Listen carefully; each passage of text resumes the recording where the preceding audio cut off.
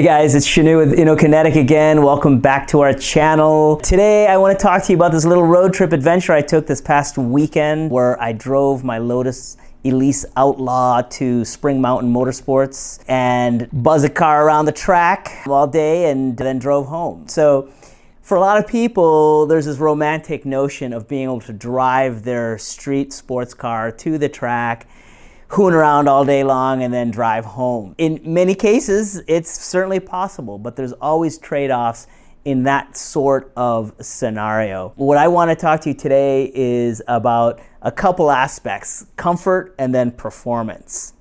So we were testing out 3 new items on my Outlaw, one of which are the new Yokohama A052 tires, which I hadn't tried. We have been running the Toyo R888Rs for many years now, and the R888s for even longer. This is our first time to get our hands on a set of the A052s. Coupled to that, we were also testing out the Racetech SCCA single adjustable shocks that we offer that run on the factory springs. And then thirdly, wanted to test out the AIM MX2E Dash, which is on the car. It has not only street mode, but also the track mode, which we took advantage of on the track. Okay guys, so 2 things we want to kind of talk about on this little trip. How was the comfort driving in a car with a race seat? And then how was the performance with the various mods that we've made to the car? So comfort-wise, driving from Southern California to Pahrump, Nevada is about a 3.5–4 hour trip. LA freeways are notorious for having expansion joints that cause what's called freeway hop, and they can really be rough. In particular, a Lotus with a sport package car has very aggressive rebound valving and can be really uncomfortable on the freeway. We use the SCCA Racetech shocks that we've developed with them, coupled with the factory springs, which are fairly lightweight. The car, I set it at 18 clicks. Typically, we recommend 20 clicks for most people. I like it just a little bit stiffer. And I had meant to soften it for the trip, but I left it at 18 to see how it was, and it was amazingly comfortable. This seat is the Reverie XC seat.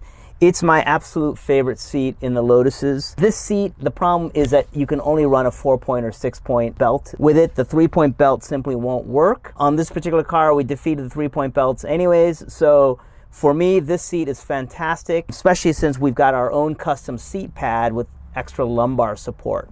So even though the seat's so aggressive, because your posture is so good with a 4-point belt, cinched up the Schroet ASMs, I was very, very comfortable. When I got to our first stop, which was Baker, got out of the car, I took this trip with my friend Rob, who was in the comfort of his tow vehicle, towing his Lotus behind in the trailer. He's like, hey man, how did you do? I'm like, hey, I feel great, let's go, and so we fueled up a little further and then off we went to the track. So amazingly, this setup is actually really, really good for road trips. Very, very comfortable. The steering feels super responsive. We've got our Shifter 111 kit on the car, so the shifting's superb. We've got the Sparco cup wheel, which is great. It's about the same size as stock, and it just feels superb. Of course, I'm wearing my Autodromo driving gloves, which I just love. They're fantastic on the street, and the car was just excellent. It really was very, very comfortable. And then on the drive home, same thing. I was very, very comfortable. I guess the one thing that I did do, because we tore the stereo out of this car, is I put noise cancellation headphones on. So that helped reduce sonic fatigue, which is one of those variables on a road trip in a car like this. When it's really loud, that can actually fatigue you almost as much as a rough ride. So I had my Bluetooth Bose headphones on, and I was listening to music, making phone calls, so it was excellent. So air conditioning was on. I was comfortable, 100-degree driving weather out there, but the car ran nice and cool. Excellent road trip. So as far as the overall comfort with this car going to the track and back, even on rough California freeways, it was actually very, very good. And so I have to say, total thumbs up on that. So the second thing we want to talk about is performance. How did the car perform? So you're always trying to strike a balance when you're trying to make a car comfortable enough to drive on the road and then actually take on the racetrack. So you certainly want to try to address the track-related issues that we've discussed in a previous video in the Track Trilogy of Terror.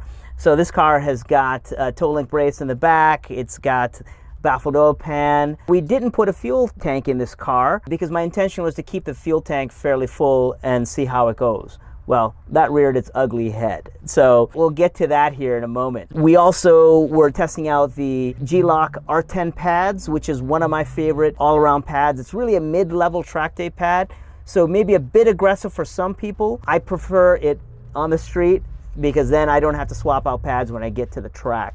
So it makes it a real ideal road and track day pad. Of course, the car has our H&T pads to help with the heel and toe downshift. Again, this is an 05 Elise, so those pads actually fit perfectly. So let's start with the handling of the car and those tires. The tires were actually really nice on the road. They're reasonably quiet for an R compound tire. I don't know that I could judge whether they're louder or quieter than the Toyo R888Rs, but I gotta tell you, they were totally acceptable with or without the noise cancellation headphones, of course. But the grip on the track was superb.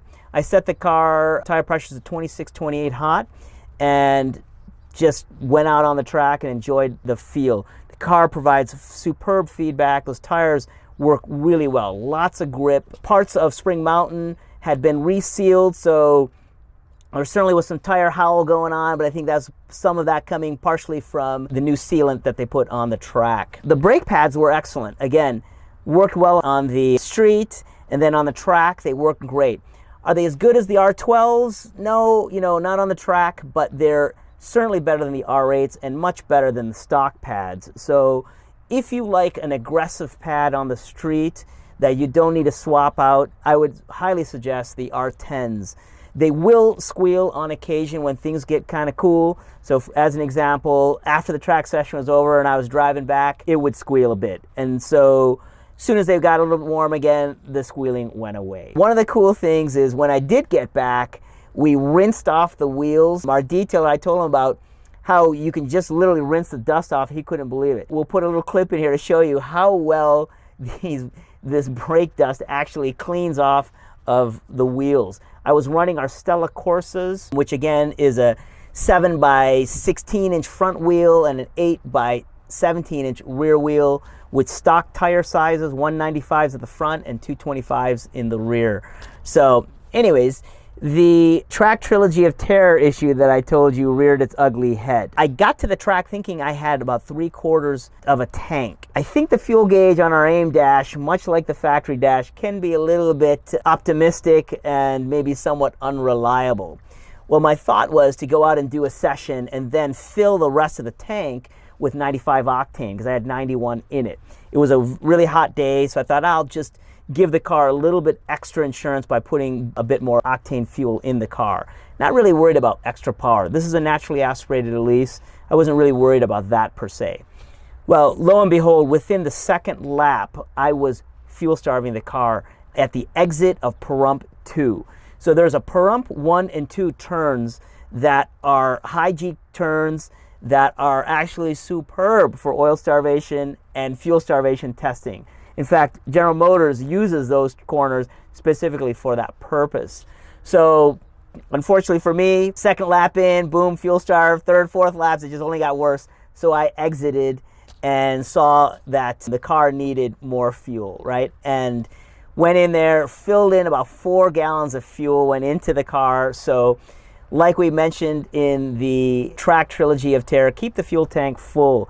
Some cars are worse than others. I think this one's worse than the average.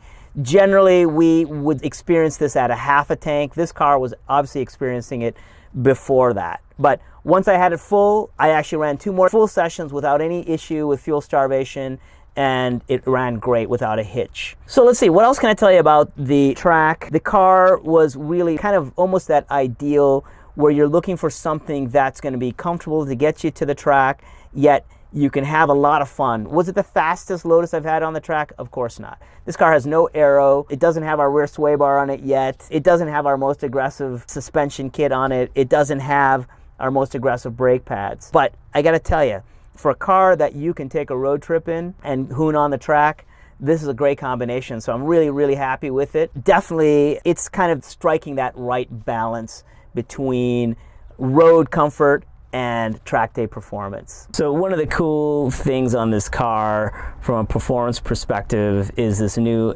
AIM MX-2E Dash.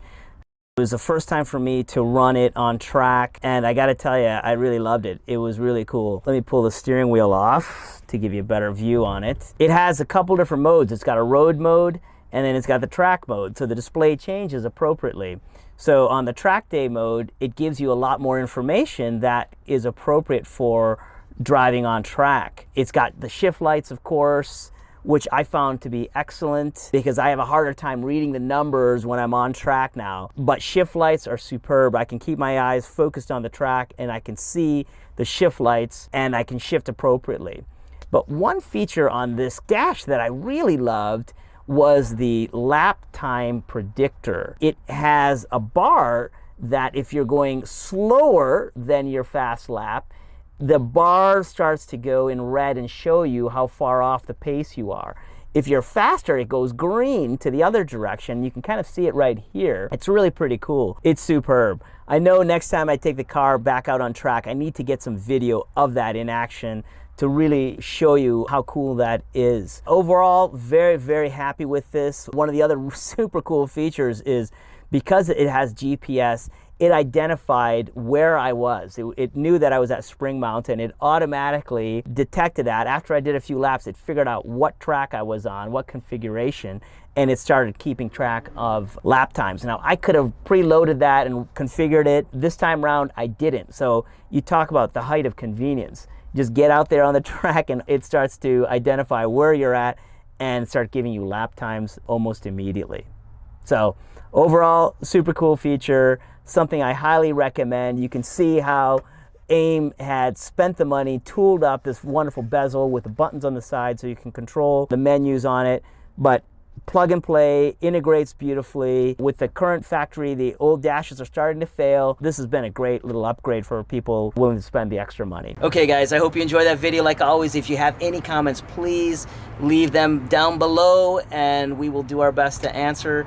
If you have any questions and you want to talk to us in particular about any of these mods or what other questions that you might have and you want to talk to someone, email us or call us and we'll be happy to talk you through any questions that you have. So again, we'll see you guys next time.